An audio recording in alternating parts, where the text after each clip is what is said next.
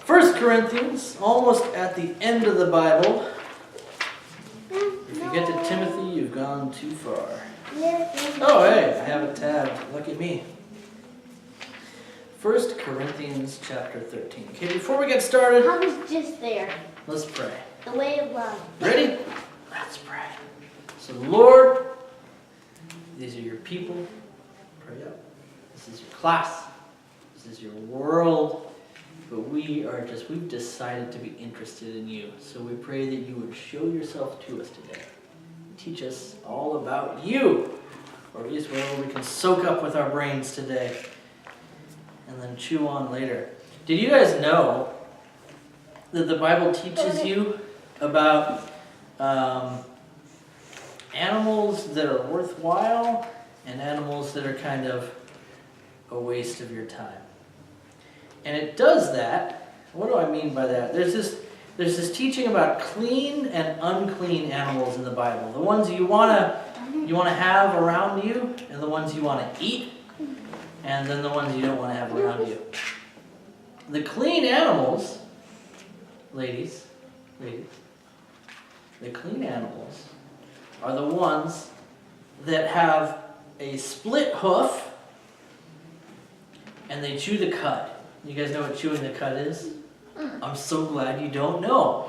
Because what an animal does is these animals that chew the cud, they eat grass and they chew it a whole bunch. They spend a lot of their time chewing. And if you stand, ladies, focus up to me. Look at me. Okay? I'll take the candy away if you don't focus. So you could practice chewing the cud with the candy. So, or could you? Let me tell you what it is. These animals that chew the cud, if you stand next to a cow while they're eating, it sounds really cool. Have you ever heard it? You can hear their tongues sweep up the grass and it's like... And then in their mouth, in the back here, they have these huge chompers that are like grinders. And if you look at them, they're like wavy. You know how your molars have like just a little bit of waviness? These ones, they're like all kinds of wavy. Because what they do is they grab the grass and they grind it in between there. And the whole time they're working, this back jaw is going... And it's actually like a really soothing sound to be next to a cow while they're eating. Because it's like...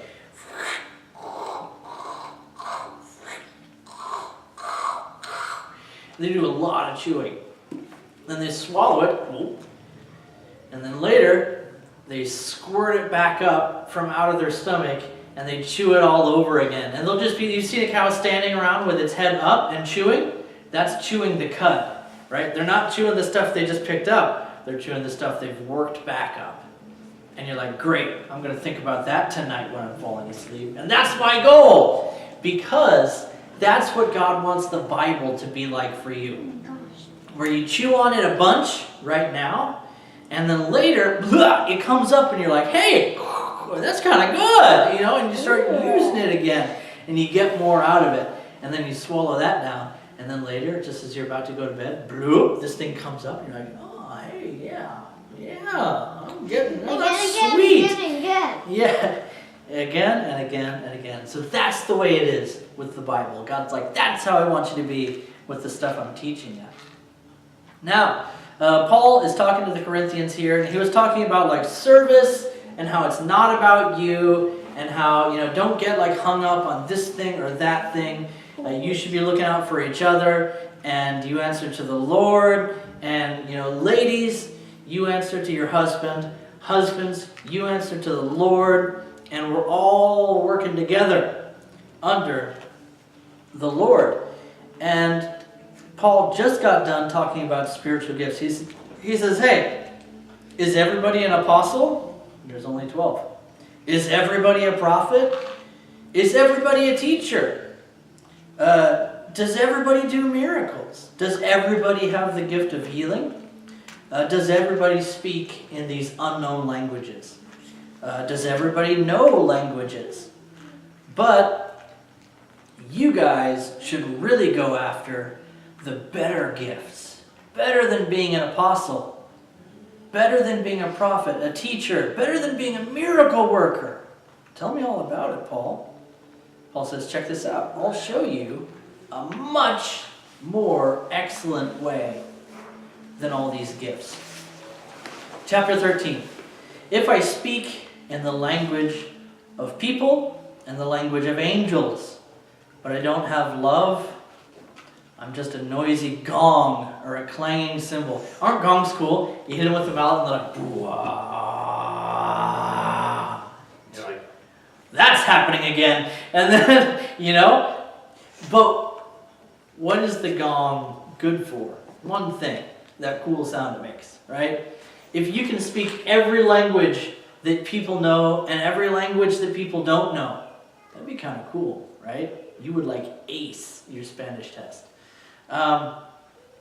You would el testo de español. But Paul says if you've got all the languages down and you miraculously know all of them, but you don't have love, you're nothing but noise. Nothing but noise. By the way, little boys, they're noise with dirt on them, just so you know. Noise with dirt on them. And if I have prophetic powers and I understand all of the hidden things. You guys don't know all that weird and wild stuff in Revelation and all the prophecy. If Paul was if I knew all the prophecy and I knew everything and I could understand all the hidden secrets. And every knowledge. And if I have all faith so that I could blast away a mountain, but I don't have love, I'm nothing. If I give away everything I have, and if I give up my body to be burned, but I don't have love, I've gained nothing. What's this word love? Love in English is one of those words that gets way, way, way too much use. I love macaroni and cheese. I love my wife. I love sleeping in. Those are totally different feelings, right? There's a way big difference between the devotion I have toward my wife and the feeling I get when I eat mac and cheese, right? In the original language that this was written in, the word is the Greek word agape. Agape. And you spell it out in English and it looks like it's agape, which means to be widely open, and you're like, that's a weird word, but it's agape in Greek. And agape is one of the words we translate into love. But it's the kind of love where it's more like devotion. Does that make sense? Your mom and your dad, they're devoted to each other. They've promised that they're going to take care of each other, right? And you love it when they do take care of each other, because when mom and dad are happy and when they're taking care of each other, life is easy for you, right? But if mom and dad are really mad at each other and they're trying to hide it from you, but you can tell that they're not happy with each other, then you don't even want to be in the house, right? You're like, I'm going to be out back. I'm going to go down by the river for a while. And they're like, nothing's wrong, Yes, it is, bye. So devotion is that kind of feeling where you're dedicated to taking care of the other person. So what's that mean for you to have devotion? To have that kind of love, that agape, where you're just absolutely interested in taking care of people. Well, it's something you got to practice to understand what it really means. Let's keep going on. Love, remember, it's like devotion here. Love is patient and it's kind. Right? Can you think off the top of your head of when someone has been really patient with you? Maybe you had a bad attitude and they didn't immediately give you what you deserve? I can think of some times like that, and I don't want to talk about them because I'm super embarrassed. It's man, I was such a jerk. Why did they put up with me? But I really appreciate it. Love is patient. Love is kind. Love does not envy or boast. So envy, that's when somebody has something and you're like, man, I wish I had that. Love doesn't do that. Love is just happy for that person, right? And it doesn't brag, right? It's not, oh, hey, do you see my new toy? You see how awesome it is? Don't touch it. But you see how cool it is, right? Isn't that great? I'll bet you wish you had one of those. Love doesn't do that. Love doesn't do that. It's not arrogant or rude. You guys know what that means? Arrogance is when you're totally full of yourself. Love's the opposite. Yes. It's full of the person you love instead of yourself. And it's not gross. It doesn't insist on its own way. Have you guys met my little girl? Have you noticed how, like, when she wants up, she's like, up, up, up, and she like follows me around with her head up and her hands up here, making it really clear what she wants. And if I tell her no, or if I walk away, she's just like, ha! You know, she hasn't gotten down that love thing. But what I do is, it's not about like how I feel. When she does that to me, I feel like it feels horrible, right? I'm like, hey, stop being mean to me. But I don't like, you know, I'm not like, hey, stop that. Are you babies? I do what's good for her. I do what's good for her because I love her. So love doesn't try to get its own way. It is not irritable or resentful. Irritable. Have you ever like tried to wake somebody up when they don't want to wake up? And you know how they are? That's irritable, right? Yeah, When they're like, go away, and later, you know. Could you imagine if somebody was like that all the time? That's irritable, right? Where you're grumpy all the time. Yeah. Love's not like that. Even if you feel grumpy, you'll be like, you know what? If I really want to love somebody, even though I am grumpy, I'm going to act like I'm happy to see them. Oh, good morning. Can I have a minute? You know? And then back to sleep. It's not irritable or resentful. Yeah. That's basically what we watch on Elsa. Yeah. Yeah. Yeah, there's a lot of like when Disney princesses are being bad, you know, and they get like really grumpy and mean, and then they're like, wait a minute, maybe I should not be mean. And then all of a sudden everybody is happy when they're around, right? But you can be that person that everybody's happy to see because you're so gentle with them. That even if they hurt you, you're just like, hey, that hurt, but I'm not going to make you feel bad about it. That's the opposite of being irritable. And it's not resentful. Resentful is, again, one of those things where if you see something that somebody has and you just feel like they don't deserve to have nice things because you didn't get that. Have you ever seen little kids that, like, when they see some other kid really enjoying a toy, they run up and take it from them? That's resentful, right?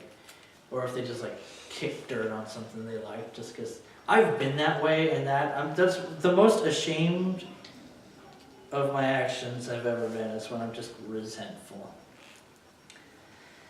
It does not rejoice at doing wrong, but instead it rejoices with the truth. Interesting. The truth is the opposite of doing wrong. Interesting.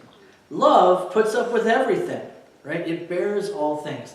Do you know what bearing something is? It means literally that you're carrying it on your back, right? So all this stuff, like, again, to take this back to my baby girl, who's not a baby, she's a toddler, but shh, don't show my baby. I bear her all the time, right? She wants up, when she gets tired, when we're going on a walk or something, and she starts tugging on me, it's like, okay, she's tired. Either I can drag her along as she cries, or I can bear her. And so I'll pick her up and carry her. And she's just like, ah, you know, she's so happy when I pick her up. And she's just like, da, da, you know, she's pointing things out. That's love, you know. She's tired, I'm going to bear her. And if she's having a bad day, I'll put up with that too, because I'm daddy and I care about her. And I'm just such a big, tough guy. That's how I show my love. We're number 8. Love never runs out. It says here love never ends, but it's the idea of you never run out of it. There's no end to it. So, how much money do you have? Me? Yeah. Would you say that you have a limited amount of money? Yes. Right? Like eventually your money will run out. You're like, okay, you go into a store and you're like, I want to buy one of everything. And they give you the first one and you're like, I'm done. You know, there's all my money. But imagine that your money never ran out. I'll be so You're like, cool. wow, that's a lot of power. Now picture this. What if it's not your money, but you're spending dad's money and it never runs out? And he's like, hey, daughter, buy whatever you want. Get whatever you need and then get even more. And then once you've gotten more, I'm going to give you some things. Love never runs out. Love never runs. It never runs out of the good stuff, and it never runs out of paying for all of your mistakes. You get it? All of your bad stuff. It's got you covered. Love is so cool. You can just buy. Love's pretty awesome. It's one of the reasons I call it devotion. As for prophecies, at some point there's going to be no more prophecy. That's a weird thing to think about, right? All the things that are talking about the future, all the things where someone's saying, this is what God's saying. Eventually nobody's going to say, hey, listen up, here's what God's saying. You know why? Because everybody's going to know what he's saying. You won't have to have somebody tell you what you know for yourself. Eventually, this is wild. You're not going to have any teachers anymore. Yay. Yay! I know you'll miss me. Nobody to boss me around. Nobody Hey. boss you around. I'm becoming like school teacher. Because everybody is going to know the Lord. So all the, you know, it feels, I'm going to tell you right now, it feels awesome to be a teacher. Like it's cool. It's pretty great. It makes me feel like I'm making a difference. And eventually, nobody's going to do that anymore. Languages, this gift of languages, that's going to come to an end. Eventually, everybody's going to be, you know, speaking the same language. So, you know, there's no reason to have this gift of languages. Swidali, I want you to focus up. As for knowledge, it will pass away. All of your learning, right? All of going to school and everything, one day, you're not going to need to learn anything. It's not going to matter. You'll know it already. You will actually become a know-it-all one day. Yay, I'd like to be that way. So, knowledge is great, but it's not the greatest thing because eventually you won't need to learn new things. Because we know just part. Guys, I mean ladies, no. We know just part. And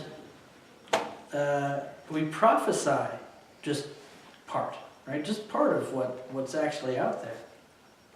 But when the perfect thing comes, what is just partial will pass away. So this class that you're in right now, it's good for you. But it's just a tiny piece of what you need. One day, the Lord and you are going to be like this. And you won't need me at all. There will be no room for me because you'll be right like that. No room for me in between you and the Lord. And when the perfect thing comes, the partial will pass away.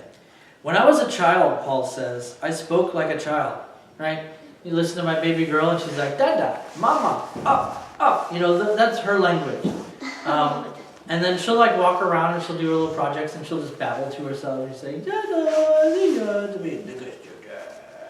And I love when she goes like, right there at the end. It's so cute. Anyway, that's not English, you know? She's not really speaking my language yet. She's speaking her baby language. And Paul says, you know, when I was a little kid, I spoke like a little kid. I thought like a little kid. I can actually see the thoughts as they cross across my girl's mind because she's really obvious about it, like when she's doing this. I'm like, are you hungry? And she's like, oh, how did you know?